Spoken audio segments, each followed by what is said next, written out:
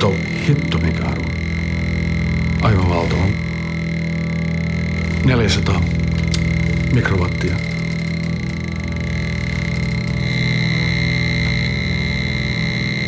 Kato, 600-700 mikrowattia täällä.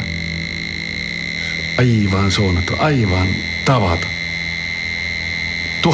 Melkein 1000 mikrowattia.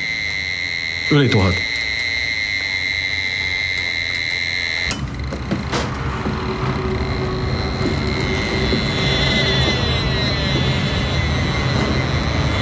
Tää on kuin paloauto.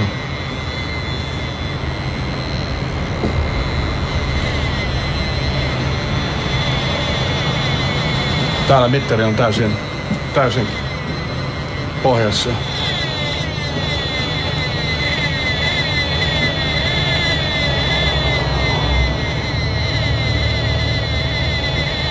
Eli se on täsmälleen laivaan toi antennimasto. Se suunta.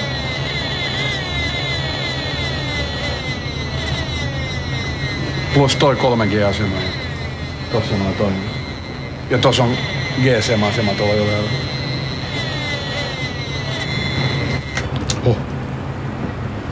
Tää kerää niin paljon säteilyä täällä.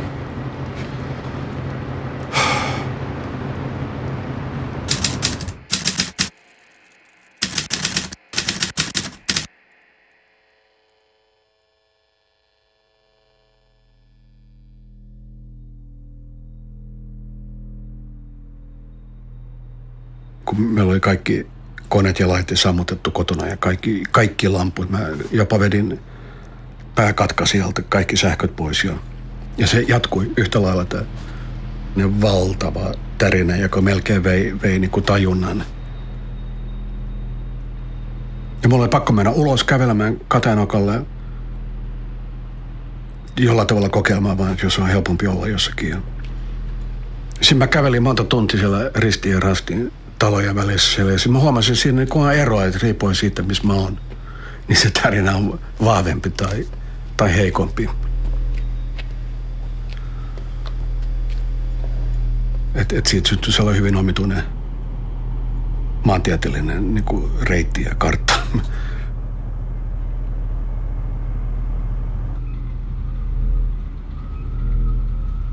Mä kävelin melkein 6 tuntia sen yön aikana.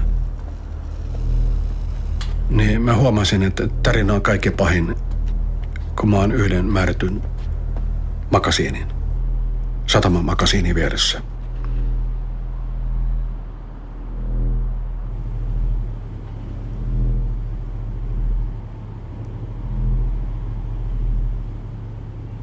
No täällä sisällä on 0,1 ja tää alumiinikori suojaa ja sitten mulla on noissa ikkunoissa hiilikuituverkot. Että täällä mä just pärjään, kun ei juoksentele tonne pihalle.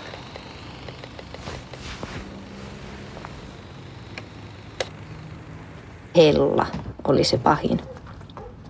Sähkövatkaimet. Pölyimuri. Sitten kun pestiin pyykkiä, mä oon taas pihalla. Alussa pantiin astianpesukone päälle, mä menin ulos sitten, mä ajattelin, että ei kyllä on helpompi ruveta tiskaamaan käsin, kuin juosta aina pihalla, kun kone on päällä.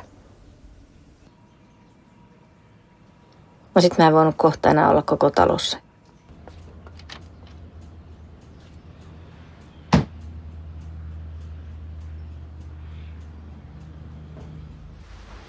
Tällainen baldakiini eli sänkysuojan on hyvä pakopaikka ja turvapaikka sähköyliherkälle. Ja minusta tämä on niin kuin ainoa täysin turvallinen tila, missä voin olla. Ja kun yön viettää tässä, niin jaksaa sitten ainakin osan päivästä taas olla. Tämä kangas, eihän sitä ole suunniteltu sähköyliherkkiä varten, vaan ohjuksia suojaamaan. Ettei väärät tahot pääse niitä laukaisemaan. Ja se perustuu siihen, että siinä on äärimmäisen ohuita metallilankoja tässä puuvilla kankaaseen, niin kuin kudottu siihen itse kankaaseen.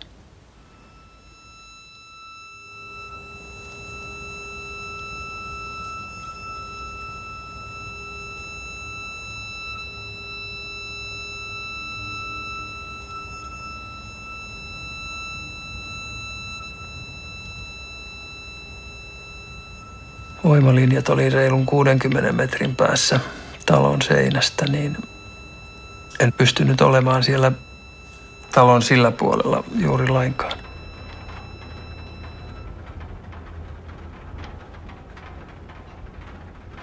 10-15 minuuttia, niin tuli yleensä niin huono olo, että piti siirtyä jonnekin muualle.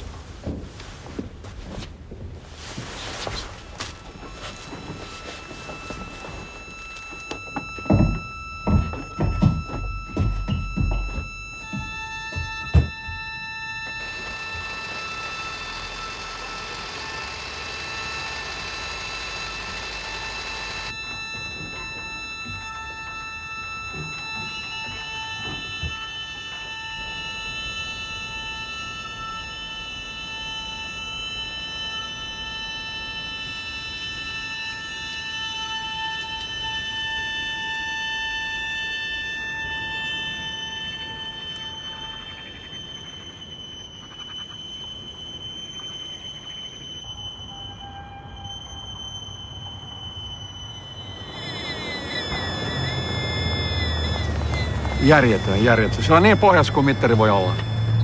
Se on niin... Mutta siellä on kaikki. Siellä on hirveä määrä uusia laajakaista, eli internetlähettimiä. Ja sitten siellä on 3G koko satsi, koko rivi, ja sitten on GSM, ja sitten on hirveä määrä armeijan myös, että ne on sellaisia omituisia. Ne, jotka asuu näissä taloissa, niin nehän saa ne asuntoonsa nämä arvot. Etenkin nämä isot ikkunat tuolla ylhäällä, niin joka on melkein samalla tasolla vielä. Niin. Tällainen tukiasema säteilee, jos ollaan niin kuin normaalisti ollaan 100 metrin päässä siitä, niin se säteilee ehkä muutama milliwattia. Asunnossa ehkä, jos on ihan ulkopuolella, niin se voi olla monta milliwattia, mutta muuten se on niin kuin 10 mikrowateista 1000 mikrowattiin se säteily. Ja se, mitä siis on sallittu, on 10 wattia. Ja 1 milliwatti on 1000 mikrowattia, 1 watt on 1000 milliwattia. Eli se on suunnaton määrä. Mutta mä oon tämän 5 vuoden jälkeen, niin mä oon mun omalla mittarilla ja mun näillä tuntemuksilla, niin mä pystyn niinku päättelemään, että mä reagoin, kun säteily ylittää 10-20 mikrowattia. Eli silloin mä alan tuntea niinku hermoissa, selkärangassa, mä alan tuntea kramppeja ja sähköistä tunnetta niinku suussa, limakalvoissa, kielessä ja hampaissa. Tämä on siis ihan muutaman 10 mikrowattin jälkeen.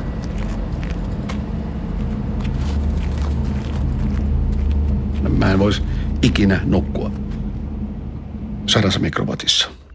Mulla on kotona nyt täällä on sellainen 5-6 mikrowattia, mökillä on 3-4 mikrowattia. Jollain tavalla pysyn hengissä niissä. Pitäisi olla 0 tai 1 korkeintaan.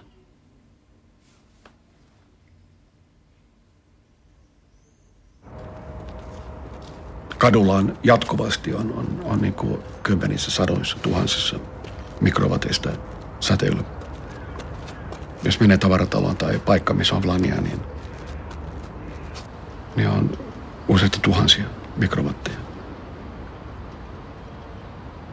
Ja se aiheuttaa kaikenlaisia tuntemuksia. Suolistossa, vatsassa, kaikissa lihaksissa, nivelissä.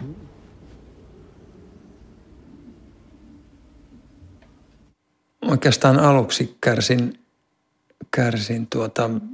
keskittymisvaikeuksista ja todella kärsin siitä, että mä en pystynyt keskittymään siihen työhön.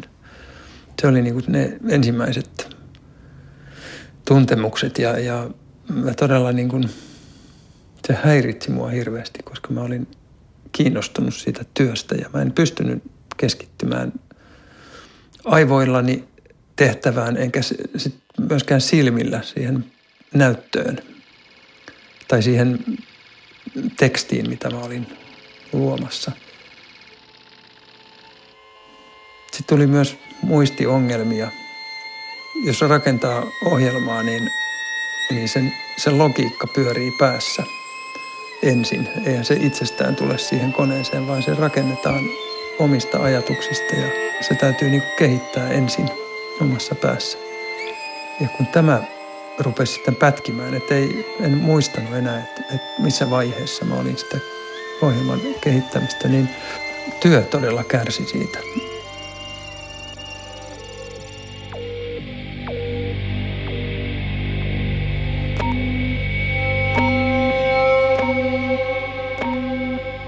Millennium-asia oli iso juttu ihan koko maailmassa ATK-alalla.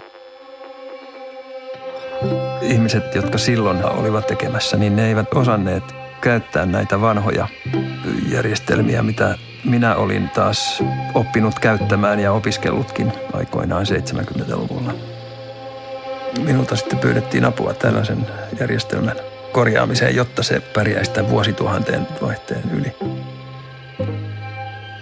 Suoraan edessä oli oma kone ja sen oman koneen takana oli toinen työntekijä ja sitten kummallakin sivulla viistosti oli kone.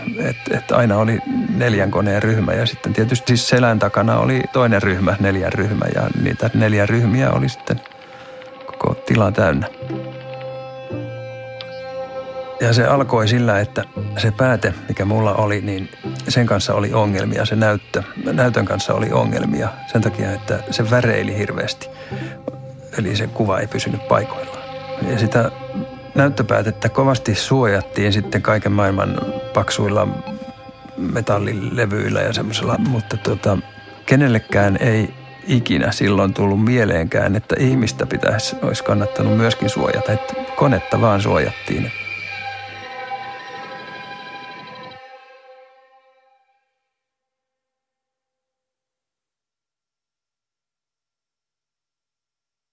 Mulla oli silloin jo ennen sitä oireita, koska mä olin töissä saanut uuden tietokoneeni silmissä. Eli mulla oli krooninen silmätulehdus. Mutta kun tämä uusi kone tuli kotiin, mitä me sitten tytön kanssa, mun tyttäreni kanssa innokkaasti katsottiin sitten illallakin ja laiteltiin valokuvia ja niin poispäin, niin siihen aikaan, siinä meni viikko, kun se kone oli ollut meillä viikon, niin sitten tuli yhtäkkiä niin kokonaisvaltaisia oireita. Eli kun mä menin tietokoneen lähelle, niin tuntui, että pää vaan tyhjeni ensistäänkin, että ei muistanut enää mitään. Sanat alkoi unohtua, tavalliset sanat. Mutta töissä kävi niin, että mä unohtelin kaikkia asioita, enkä muistanut, mitä mun piti tehdä ja mille osastolle mun piti soittaa. Jos mä yritin soittaa puhelimella, niin mä en muistanut, minkä numeron mä olin ottanut. Että pian huomasin tosiaan sen, että en ole enää oikein työkykyinen. Mutta siinä tuli muita oireita, ne tavalliset sähköyliherkän oireet, eli puristus pään ympärille, huimaus, semmoinen pahoinvointi ja todella semmoinen vähän semmoinen sekava olo, niin kuin olisi humalassa, että kirjaimellisesti ei pystynyt kävelemään suoraan. Että jos olisi pantu niin kuin alkoholisti testaamaan tai alkoholin vaikutuksen alaisena oleva, että pystyykö kävelemään lankkua pitkin, niin en olisi pystynyt. Ja kännykällä ei pystynyt sitten kyllä enää soittamaan ollenkaan. Että se aiheutti niin voimakkaan huimauksen ja pahoinvoinnin sitten siinä vaiheessa. Ja alkoi myös tulla sydänoireita siihen mukaan.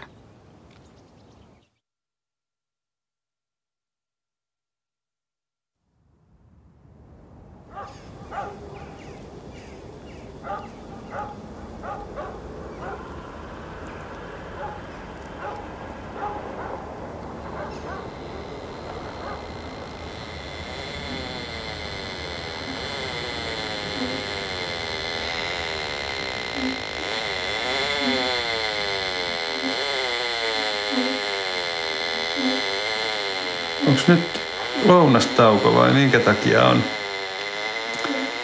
niin paljon liikennettä? Onko kello? Taitaa olla siinä puolen päivän aikaa.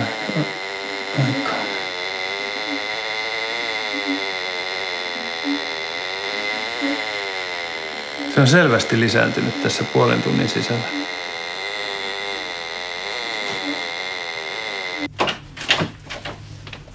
Muutimme paremman toivossa. sähköympäristön suhteen. Mutta vähän aavistin, että ojasta allikkoon tässä mennään, mutta niin tässä on aina, ellei sitten muuta ihan korpea.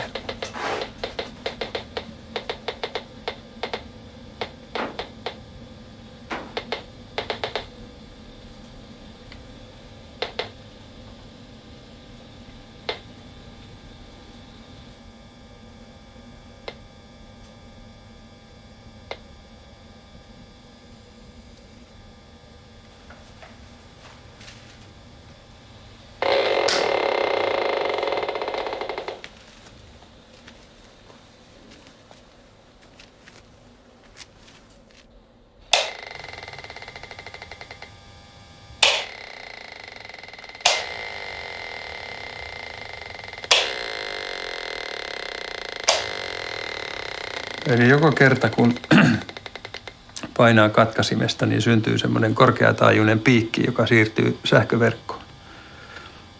Ja se jää siihen sähköverkkoon, se niin kuin liikkuu siellä joka ikisestä talosta, joka ikisestä katkaisijasta. Tulee semmoinen korkeataajuinen piikki. Sähköverkko on täynnä niitä koko ajan. Ja ne on tosi häiritseviä.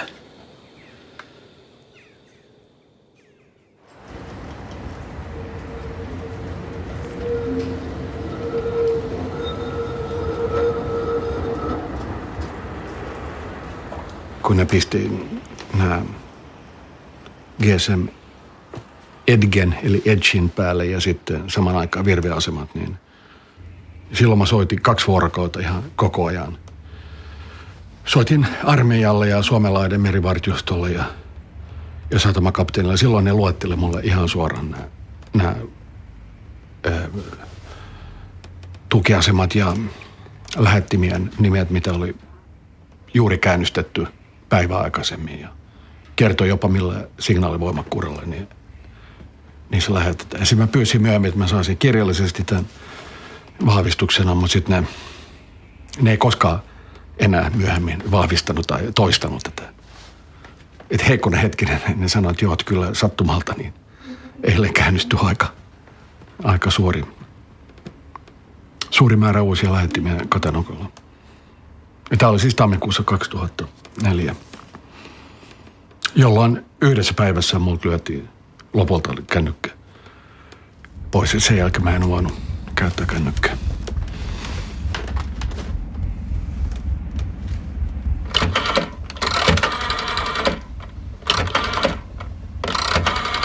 Oot sä oot sillalla, Rosellalla? Ei, vaan tää on tässä laivan neuvonnassa. Aha, voiko sinne yhdistää tonne sillalla? Onko siinä kapteeni tai perämies? Joo, kiitos. Hallå? Ja, är det på Rosella? Ja. Det jag undrar nu är att när den här nya expressbåten kommer, det här nya fartyget, så kommer det att vara samma personal som flyttar över dit? Och kommer det här vet du alls hur det här radarsystemet kommer att fungera? Nej, det vet vi nog inga detaljer om. Som om du funderar på Kan man stänga av den? Så är det nu i stort sett som på alla andra färjor. Så att det Så att man kan om man vill? Ja, alltså, jag vet inte riktigt vad du avser med det. Nej, alltså det jag avser att jag är elöverkänslig. Ja. Och jag känner av de här radarna när de är på.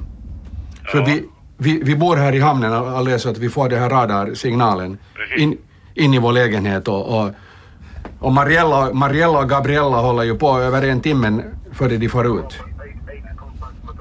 Jag kan alltså inte exakt säga hur din situation påverkas av de här sakerna, men Alltså jag känner det vad starkt. det här fartygsbytet beträffar så Ja. ska det nog inte påverka.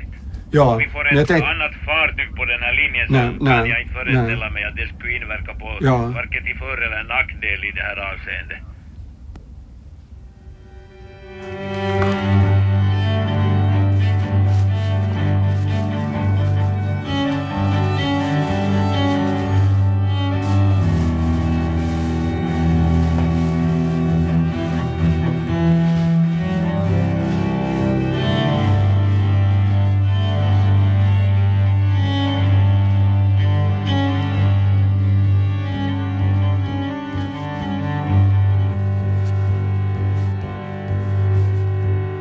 Se on nimenomaan eristämään sähkömagneettisia kenttiä, lähinnä korkeataajuisia mikroaaltoja.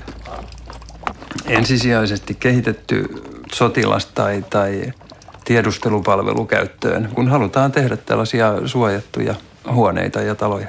Eli että mikroaalloilla ei päästä sotkemaan talon tai huoneen tilojen sisällä olevia elektronisia laitteita lähettämällä sinne jotain ei haluttuja kenttiä.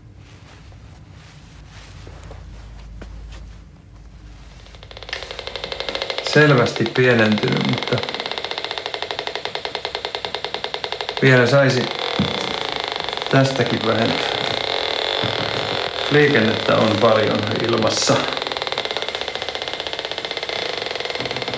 Ikkunasta ei tule paljon, että enemmän tulee kuitenkin tuolta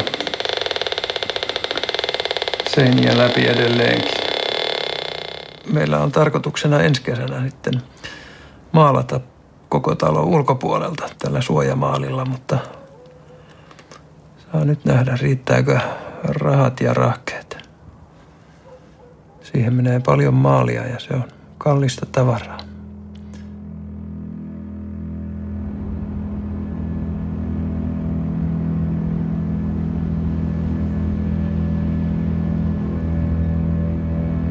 Me lähdettiin tuossa illalla sitten, kun oli jo pimeetä. Ja mentiin Lahden moottoritietä ja siitä sitten käännyttiin Kehä Kolmoselle. Sää alkoi olla tosi huono silloin. Sato lunta ja räntää, oli semmoisia oikein isoja hiutaleita.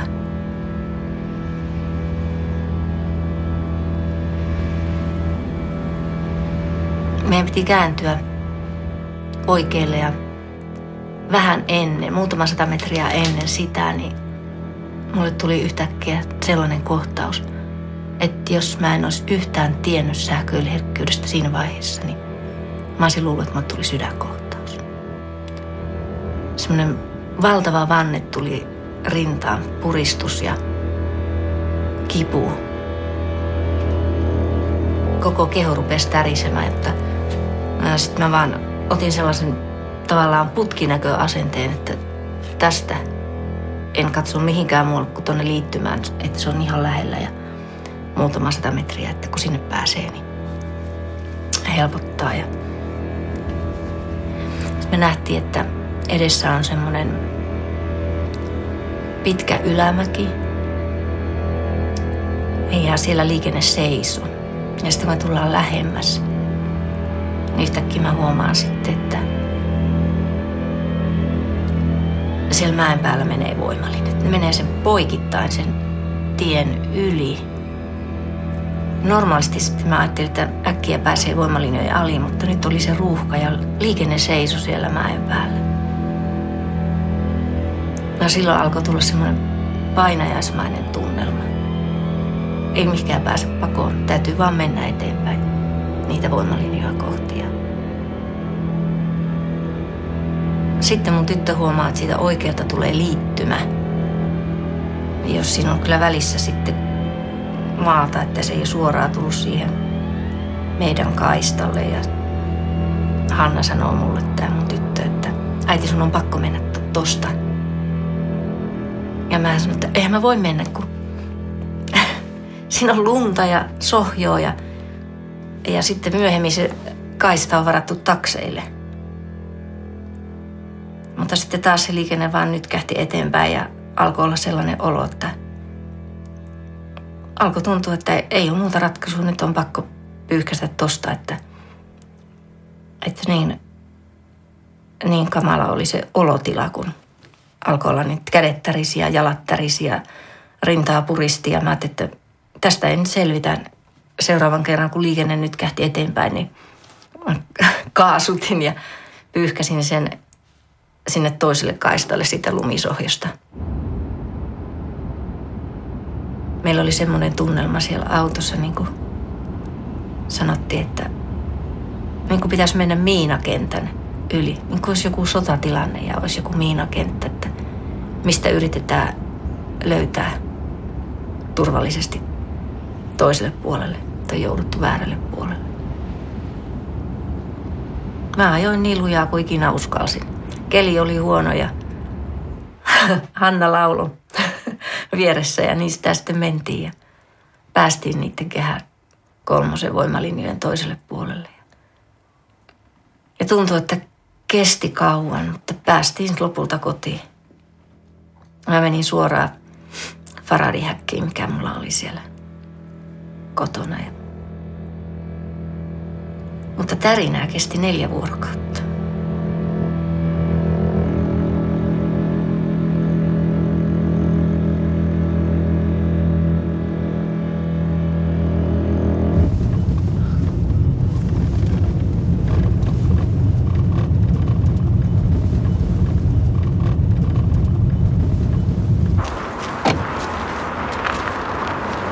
Eli tää on paikka, missä mä oon käynyt 5 vuotta tutkittavana ja sen 5 vuoden aikana kaikki nämä tukiasemat on ilmestynyt tänne. Ne ei ollut vielä 5 vuotta sitten. Nyt on kokonainen pieni metsä täällä katolla. Suurin osa näistä tukiasemista on GSM, sitten siellä on laajakaista. Tuossa on virve, eli viranomaislähettimiä. Nämä on vain GSM, nämä pidemmät. Ja sitten nämä pienet laatikot on laajakaista. Tämä on Helsingin allergiasairaala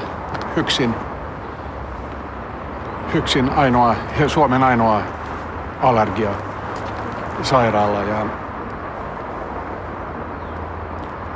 vuodeosastot ovat tuolla ylhäällä näiden alapuolella. Lähinnä lasten, mutta myös aikuisten vuodeosastot, eli ne paikat, missä kaikki pahiten allergiaa sairastuvat ja astmaa sairastuvat ihmiset ovat. Säteilytaso on niin kova tällä allergiasairaalan katolla, että jos pakotettaisiin olemaan täällä pari tuntia, niin mä saattaisin kuolla. Nyt jo nämä krampit on niin alkanut mennyt kaikki nämä paikat kramppiin. Ja ne ei avaudu heti, kun lähdetään pois täältä, vaan se tavallaan se suojamekanismi menee päälle ja jää. Huhut kertoo, että joku lääkäri, allergiasairaalan lääkäri olisi tullut myös sähköyliherkäksi. Ja joutunut eläkkeelle. Nyt en ole saanut vahvistusta. Tämä on maksimi, mitä voin olla täällä.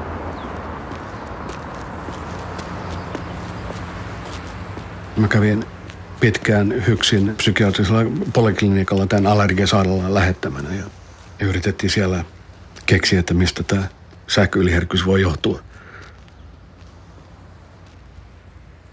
Ensimmäisen kerran, kun tulin tämän psykiatrin vastaanotolle ja kerroin heti, että mulla on hirveän huono olo täällä, että täällä on jotain niin kuin nyt, että niillä on planit päällä sairaalassa tai ulkoa tulee ja mä tutkin ikkunasta, että onko tukiasema jossain suoraan ulkopuolella. Ja hän vaan istuu siellä ja pokkanen ja seurasi mun niin kuin, mitä mä tein ja sitten mä kysyin häneltä, että onko hänellä joku kännykkä päällä tai että voiko hän sammuttaa. Me sammutettiin myös kaikki nämä neonvalot ja muut tietokone ja kaikki. Ja sitten se jäi kuitenkin tämä ärsytys päälle ja jatkettiin sitten keskusteluja 1,5 tunnin kuluttua, niin hänen kännykkänsä soi. Ja hän nolostui hirveästi ja otti sen kirjahyllystä kirjojen takaa esille sen kännykän. Ja sanoi, että oho, että hän oli unohtanut sen kännykän tänne.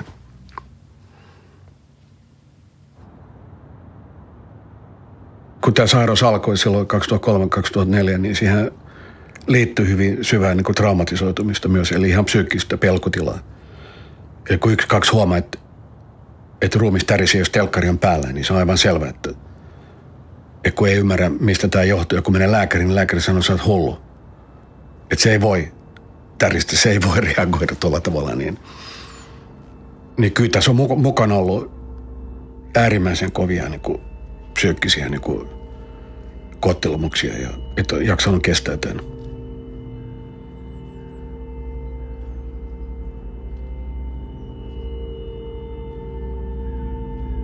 Se oli niin läpinäkyvä se strategia. Että ensin oli tällainen 3. asteen kuulustelu ja semmoinen erittäin hyökkäävä, aggressiivinen menettely, jossa ilmeisesti minun oli sitten tarkoitus murtua tavalla tai toisella.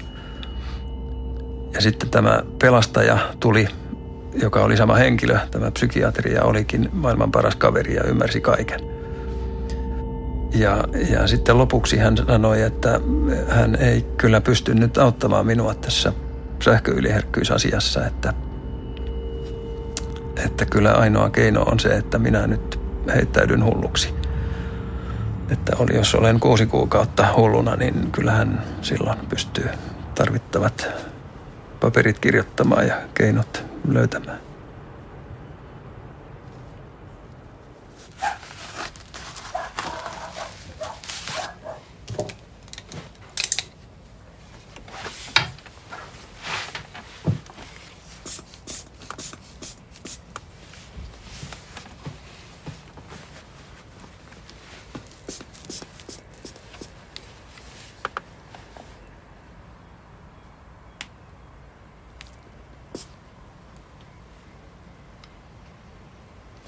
Kunhan mä näen tuon, missä se menee. Otsas tuolla.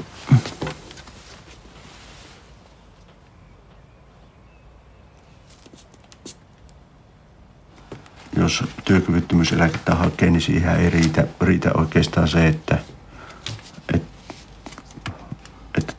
tämmöinen tilanne näyttäisi olevan ja että yleislääkäri käynyt ja katsonut, että tämmöinen on tilanne, että sitten siihen yleensä vaaditaan sitten erikoislääkäri lausuntoa arvioa siitä tilanteesta. Että sehän siinä on sitten, että miten sen saa. Sähköallergiahan ei ole kai tällä hetkellä niin kuin virallinen sairaus, että sitten niin sillä nimikkeellä se tuskin menee läpi. Että sitten siinä pitäisi olla joku muu sairauden nimike sitten ja se vähän mitä mä nyt sitä vilkaisin läpi, niin yleensä missä oli juttua näistä, niin että ne on just se ollut sitten näitä psykediagnooseja tai vastaavia. Sitten jos muuten on ihan perusterve ihminen, ettei ole muuten mitään työkykyyn vaikuttavia sairauksia. Mutta että kyllä se aika nahkeasti tulee olemaan se työkyvyttömyyseläkkeen läpimeno. Joo. Kun on tämmöinen aika lailla niin kuin subjektiivinen oireisto. Plus jota on niin kuin vaikea sitten nyt tämän tilanteen takia niin kuin selvittää. Että tämä on vähän semmoinen niin kuin puu ja kuoren välissä sitten tuo tilanne.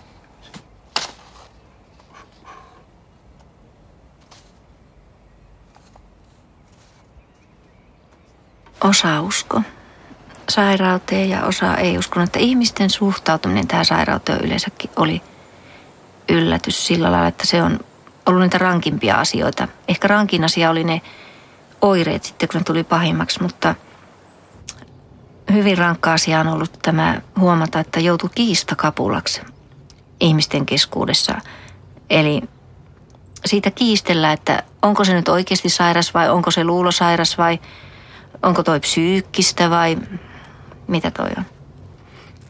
Että johtuuko ne todellakin kännykästä ja tietokoneesta, niin kuin mä sanoin heille, vai johtuisiko ne nyt sitten, että sillä on vaihdevuodet tai nyt se on seonnut tai että se on niin herkkä ihminen. Toi on kyllä ihan psyykkistä. Osa ystävistä kyllä uskoi ja ymmärsi ja pystyi antaa mulle tukea ja se on todella ollut todella tärkeää. Ja osa ei koskaan pystynyt sulattamaan, että jotkut aivan lähimmistä ystävistä päätti lopulta kääntää selkänsä, koska eivät voineet ymmärtää ja se alkoi sitten pikkuhiljaa tämä sairaus heitä ärsyttää, koska pitää sulkea kännykkä ja ei voi tehdä sitä, eikä voi tehdä tätä, eikä voi mennä tonne, kun aina on jotakin sähköä ja kaikki johtuu sähköstä.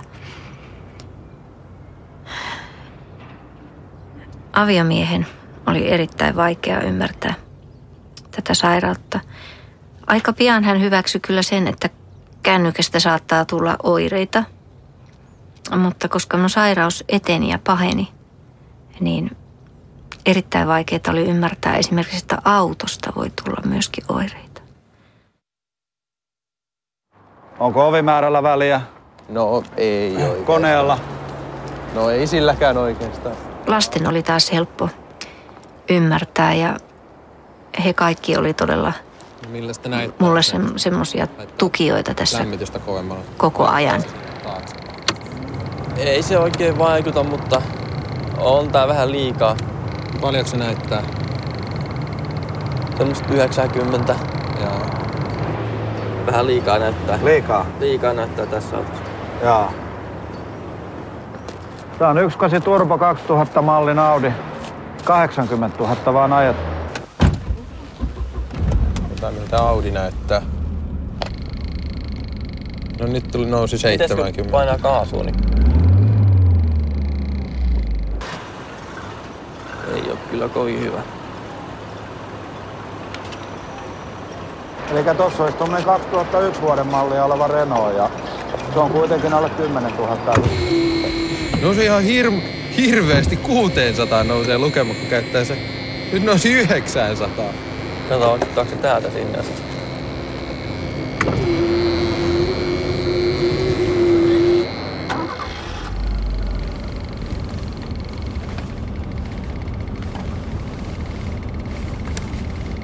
Tosi hyvät lukemat. On paljon paremmat kuin muissa. Tietysti vuosien saatossa nämä perusvarusteet on lisääntynyt, mutta kyllähän tässä kaikki vaadittavaa. Sitten vaan mennään tekemään paperit sisään.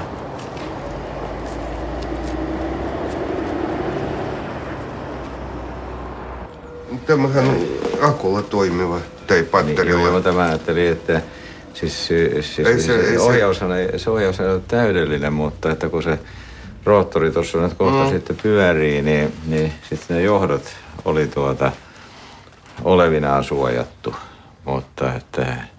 Ja tämä laite on tarkastettu sillä lailla, että niin. ei se reagoi ulkopuoliselle. Ja tuosta toi infrapuna-kanava, infrapuna-säteily lyhyeltä matkalta. Tiedätkö, onko muissa maissa tehty sähköyliherkillä juuri tällä tavalla? On tehty se, mutta mä kysyn tutkijoilta Moskovassa. Fysiologinen instituutti, ne tekee samalla tavalla, tai lähellä samalla tavalla, vaan laittesto on parempi. Joo. Enemmän sitä erilaisia laitteita, ja tutkimusinstituutti siellä pystyy tekemään enemmän kuin täällä kotona. Joo. Ja ne on myös tutkinut sähköyliherkkiä. Joo, kyllä. No siellä toi laitoksen yhteydessä keskus, joka kerää tiedot magneettikentistä. Joo. Ja jos magneettikentän taso ylittää tietynlaiset arvot, sitten ilmoitan väestölle, että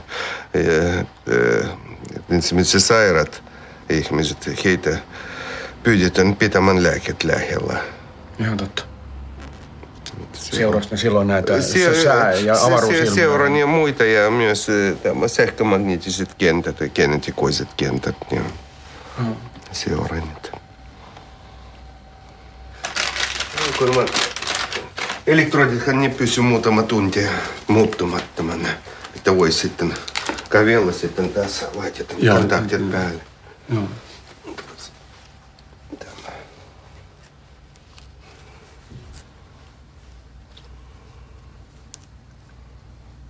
Nämä siis mittaa sähköisesti. No, kato, sydän tuottaa sähköiset impulssit. Joo. Ja niitä luetaan. Joo. Ja sitten vahvistetaan. Joo. Ja sitten se batterivahvistus. Joo. Täysvirta ja... Oho. No niin, nyt on paikalla. Latautuu hitaasti.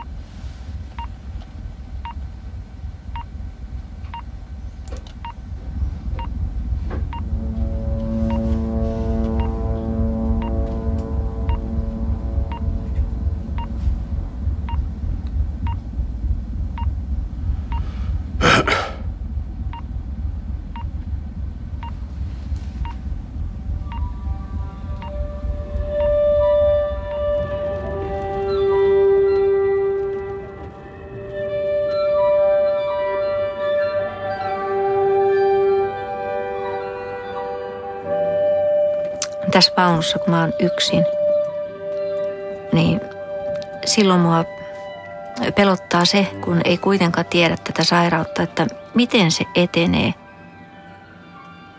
Että onko se jo pysähtynyt ja alkaisi jossain vaiheessa sietää sähköä vähän enemmän vai voiko se mennä vielä huonommaksi.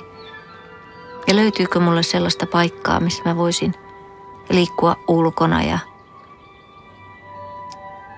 elää vähän normaalimpaa elämää, vaikkakin ilman sähköä. Ylipäätänsä nimenomaan löytyykö sellaista paikkaa, missä mä voisin olla ilman sähköä ja missä ei olisi masto ihan vieressä. Mitä katvealuetta tuskin löytyy, mutta jos löytyisi joku parempi paikka, mihin pääsisi, se on niin kuin mielessä tietysti koko ajan vai että jos ei mitään löydy, niin miten sitten käy, kun ei saa nukuttua eikä muuta, että sitten sitä todella ajattelee, että ehkä tähän sairauteen voi kuollakin.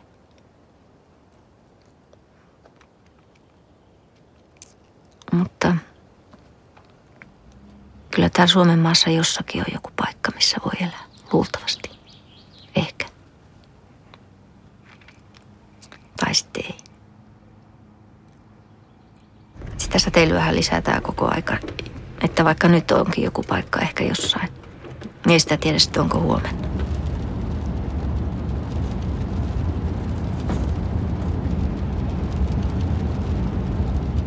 Olin mukana tällaisessa ryhmässä, jossa sähköyliherkät ihmiset ympäri maailmaa etsivät tällaista turvapaikkaa jostakin päin maailmaa. Filippiinien saaristosta niin löytyi tämmöinen paratiisisaari. Se oli myynnissä ja me kerättiin tietoa siitä ja hirveästi oli kuvia ja tekstiä siitä paikasta. Ja yhdessä sovimme, että joo, tämä voisi olla sellainen, missä voisimme elää, eikä pelkästään selviytyä. Joku lähti sitä selvittämään vähän tarkemmin ja selvisi, että se onkin alue, johon ollaan rakentamassa öljynporauslauttoja tai tämmöistä öljynporauskeskusta tavallaan. Ja ilmeisesti sen takia olivat myynnissä ja suhteellisen halvat. Sehän tarkoittaa sitä, että siellä on ihmisiä ja on sitä langatonta liikennettä ja muutakin liikennettä. Että vähän ikävähän se oli. Se olisi ollut hieno juttu. Minä olin ainakin lähdössä sinne.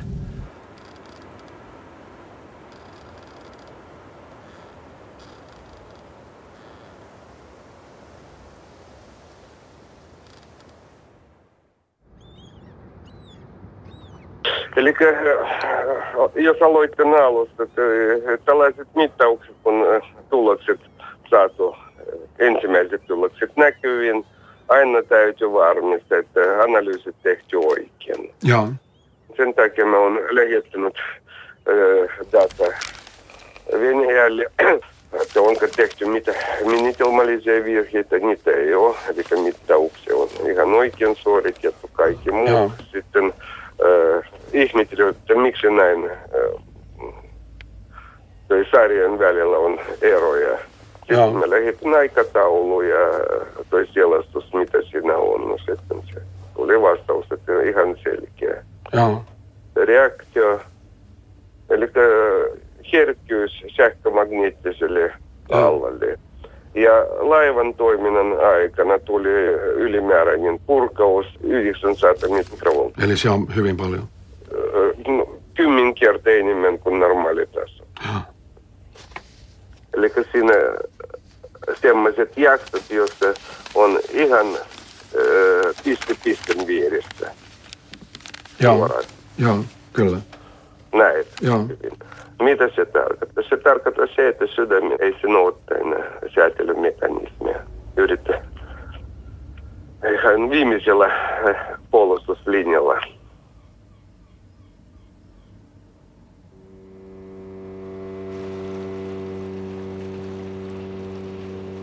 Ja keskiarvo, siinä melkein 127, liian korkea. Eli tässä vaiheessa se on vaara, että verisuoni jostain voi puhkea. Oi helvetti. Jos on kalkkiutunut verisuoni, joka siis hyvin jäykkä, tällainen äkillinen verenpaino nousu voi aiheuttaa oireita. Sehän on ihan karmi juttu, kun ajattelee, että nämä laivat on koko ajan täällä. No, joo, mutta täytyy mitata vielä myös toi säteilyn voima, kuten miettii, jos ikkunoiden laitetaan joku metalliverkko. Ei se kovin miellyttävä, niin kuin vankilan sisällä olisi. Täytyy joku ratkaisu keksiä sille.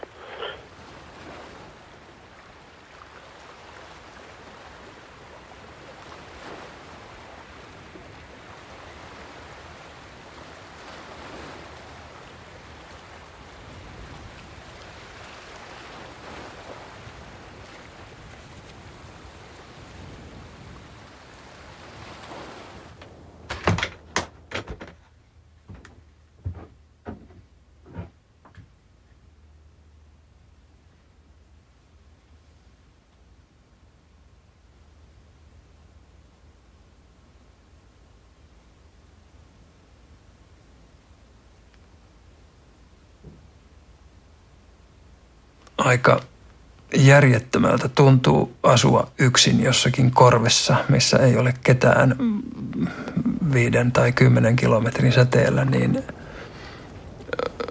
onko se elämisen arvoista elämää asua yksin sellaisessa vai onko se eloon jäämistä vain elon jäämisen takia? Ja herää kysymys, että kannattaako sitten jäädä eloon sellaisen takia, kun ei pysty mitään järkevää tekemään.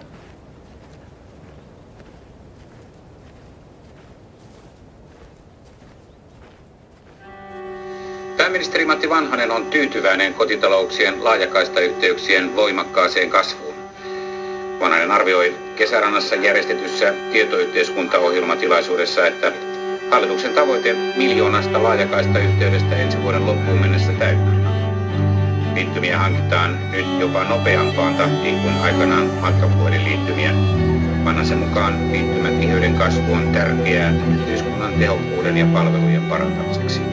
Meillä on 90% kuntakeskuksista on laajakaistaverkkojen tavoitettavissa jo nyt, mutta sitten on vielä aika paljon myös taajamaverkostoa ja haja-asutusalueita, joihin palvelut eivät ulotu, myös saaristoalueita. Ja no, kaikki eivät ehkä halua, mutta kyllä sitä vähitellen kaikki tarvitsevat.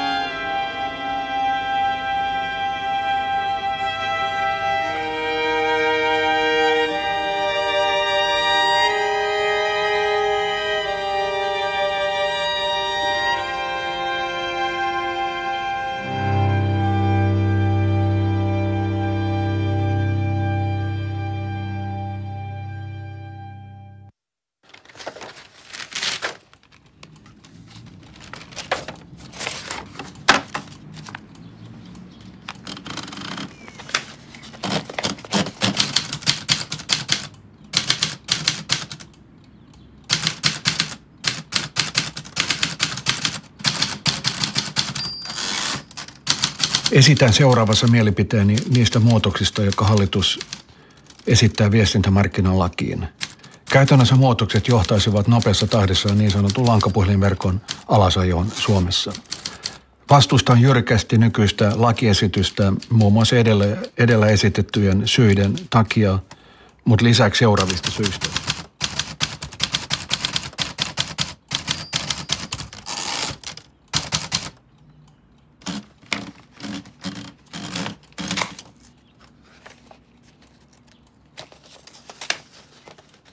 Tänä vuonnahan kävi ilmi, että te Soneran puolella te olette ihan tosissanne ja tulette lopettamaan lankapuhelin liittymät. Ja mun tilanne on se, että tämän sairauden myötä niin mä en voi missään muodossa käyttää kännykkää.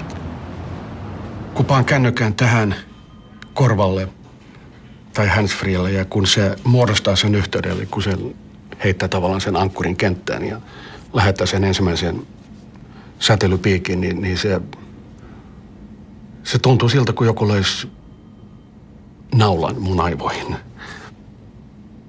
Tämä on vain yksi niin kuin miljoonista oireista, mitä tämä aiheuttaa. Että se aiheuttaa tietysti, kun on Helsingissä, kun meidän tavarataloja ja kauppoja ja muuta, niin tulee erilaisia lihastuntemuksia ja hermotuntemuksia.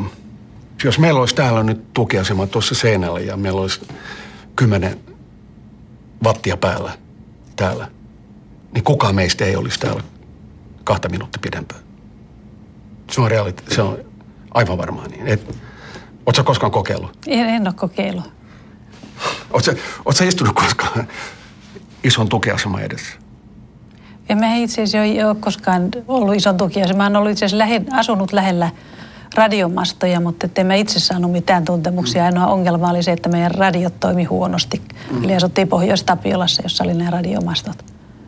Mutta ei ole mitään omakohtaisia kokemuksia. Tämä on realiteetti. Tämä ei ole mikään kuvitelma, tämä ei mikään psykologinen, tällainen mentaalinen niin kuin juttu, vaan... Sitä ei varmaan mulle tarvitse todistaakaan. Tässä vaan sitten tullaan niin kuin siihen kysymykseen, että kun me ollaan keskusteltu näistä meidän lankalinjoista kautta sitten kännykkälinjoista, että silloin kun valtio on niin kuin tehnyt päätöksen myydä tai ensin niin kuin yksityistää Soneran pörssiin ja sitten vielä myydä niin kuin suurimman oman osakeomistuksensa Ruotsiin ja samaan aikaan meillä on muutettu tätä regulaatiolainsäädäntöä. Että Sonera joutuu niin kuin Suomen markkinoille toimimaan ihan normaalissa kilpailuolosuhteissa. Että jos me nostetaan ne sille hintatasolle, että asiakkaat maksaisivat edes noin suurin piirtein kustannukset, niin se hinnan nousu on niin korkea, että sitä ei hyväksytä. Ja siitä lähti niin kuin tämä toinen valinta, että me siirryttäisiin tarjoamaan langattomasti. Yleensähän niin kuin tämmöiset erilaiset apuvälineet, mitä tarvitaan, niin terveydenhuolto tai sosiaalihuoltohan niitä maksaa. Että miten tämä teidän tilanne on sitten tässä? Suomessa niin meihin suhtaudutaan kuin hulluihin tai vielä pahemmin, en tiedä edes mitä sanaa keksisi, joka kuvaisi sitä.